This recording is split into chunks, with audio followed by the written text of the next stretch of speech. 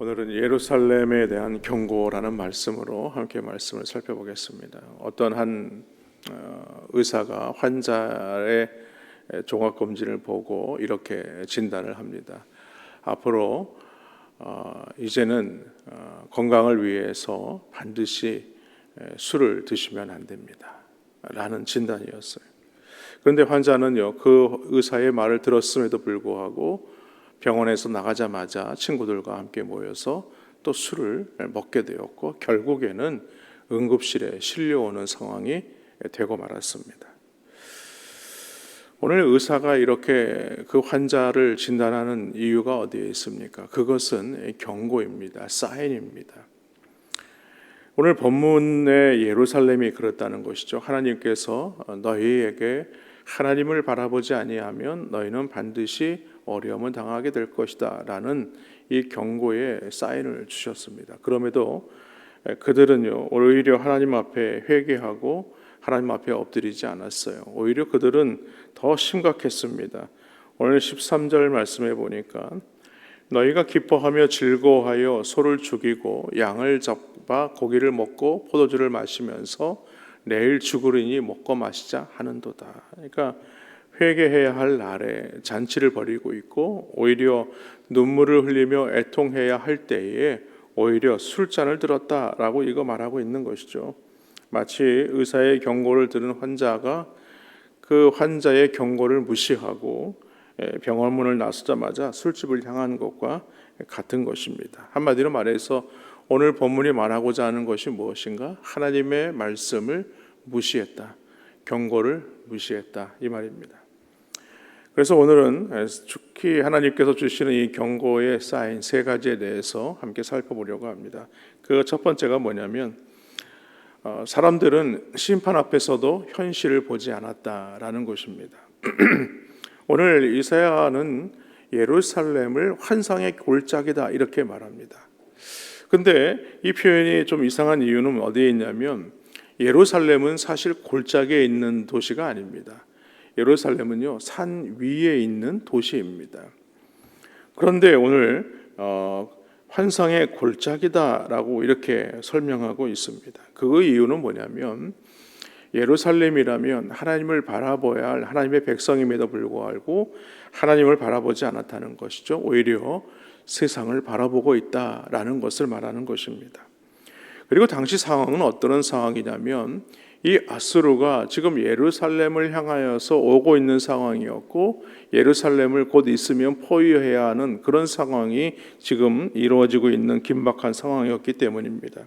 그런데 백성들의 모습은요, 오히려 이때에 어떻게 해야 되는 것이 맞는지 우리는 너무나 잘 암에도 불구하고 성벽 위에 올라가서는 잔치를 벌이고 먹고 마시는 것이었어요. 그리고 이렇게 말하는 겁니다. 내일 죽을 것이니 우리가 먹고 마시자. 이들은 하나님께 돌아와 회개하지 않고 오히려 현실을 잊기 위해서 그것을 즐기고 있는 것입니다. 오늘 말씀을 자세히 보면요, 참 그들의 태도는 참 바른 모습을 우리에게 보여주고 있어요.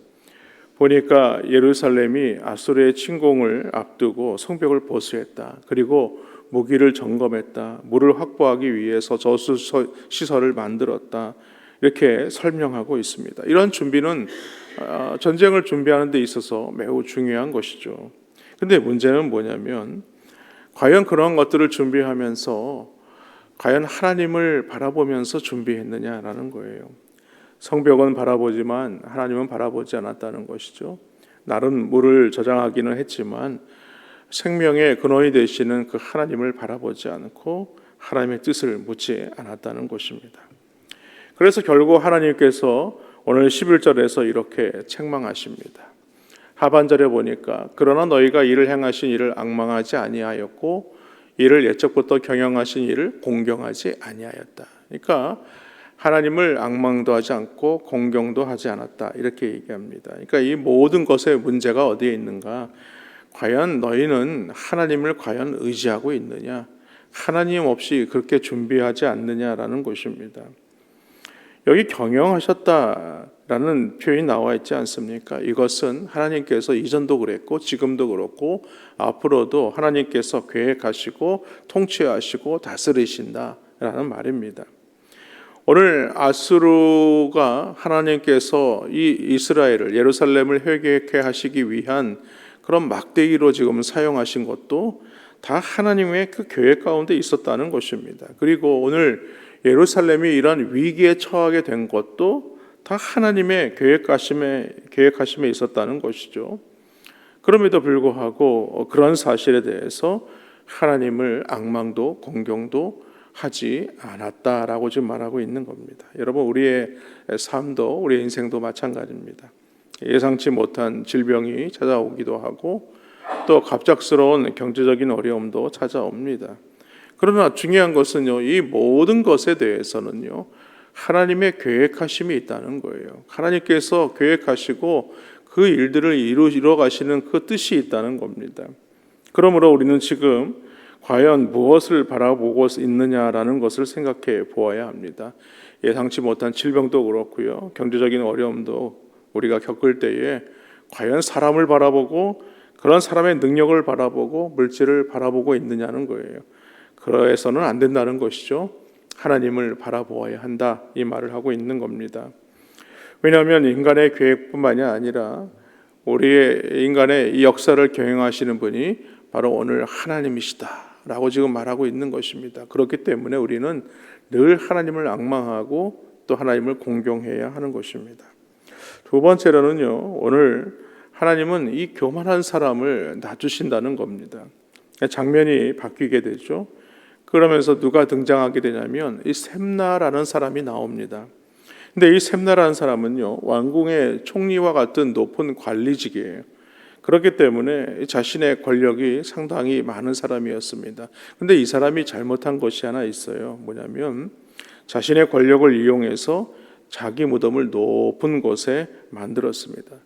그러니까 지금처럼 우리나라는 이렇게 봉부를 만들거나 그렇게 하지 않고 거기는 이 말하자면 굴을 만드는 거죠. 돌을 파서 석회암 동굴이기 때문에 잘 부서집니다. 그것을 파가지고 미리 자기의 무덤을 멋있게 만들어 놓은 것입니다. 이것은 무엇이냐면 살아있는 동안에도 자기의 영광을 위해 살고 죽어서도 자신의 이름을 영원히 남기고 싶은 그런 욕심 때문입니다.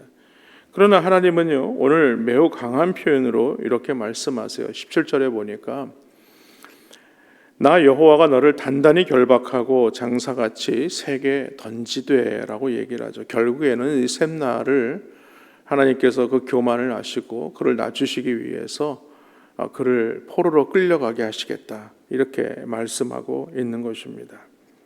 결국에는 하나님 앞에서는 자신이 가지고 있는 모든 권력이 자신의 삶의 안전장치가 될 수 없었다라는 말씀이죠.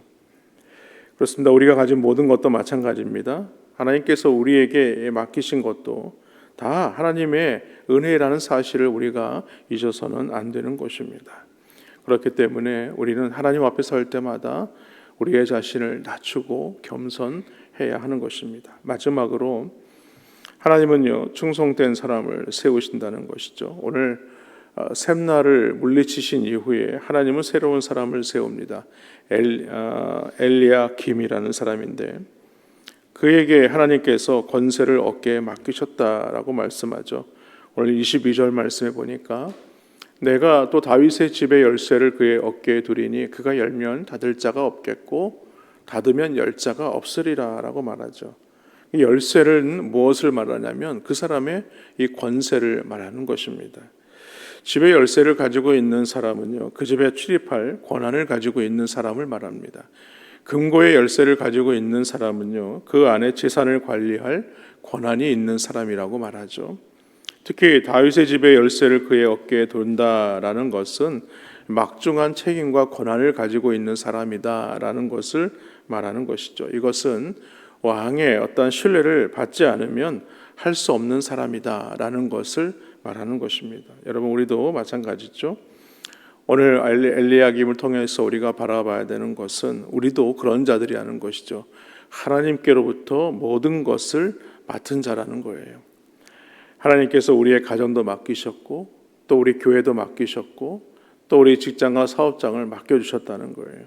그렇기 때문에 맡은 바 이 직무를 감당하는 사람은 청지기로서 자기 마음대로 문을 열고 닫는 것이 아니라 그 왕의 주인의 어떤 명령의 그 뜻에 따라서 행동하는 사람이 되어야 하는 것입니다. 그러므로 중요한 사실은요, 과연 나는 이 맡겨진 사명에 충성스럽게 그 사명을 감당하고 있느냐라는 것입니다. 사랑하는 성도 여러분, 오늘 이사야는요 예루살렘을 향하여 울면서 지금 이렇게 경고하고 있는 겁니다. 지금이라도 하나님께 돌아오라. 그러니까 세상은 여전히 먹고 마시자라고 말하지만 하나님의 백성은요 먼저 하나님께 돌아가야 하는 것입니다. 하나님께서 우리에게 경고하실 때 그 경고는요 하나님께서 우리에게 돌아올 기회를 주시기 위한 하나님의 사랑의 표현인 것입니다. 오늘 우리 가운데 어려움이 있고 또 우리 가운데 당하는 많은 힘든 일이 있다면 그것은 하나님께서 우리에게 보이시는 사랑의 표현이란 사실을 믿으셔서 주님 앞에 돌아와 믿음의 삶을 살아가시는 귀한 은혜가 있기를 주님의 이름으로 간절히 축원합니다.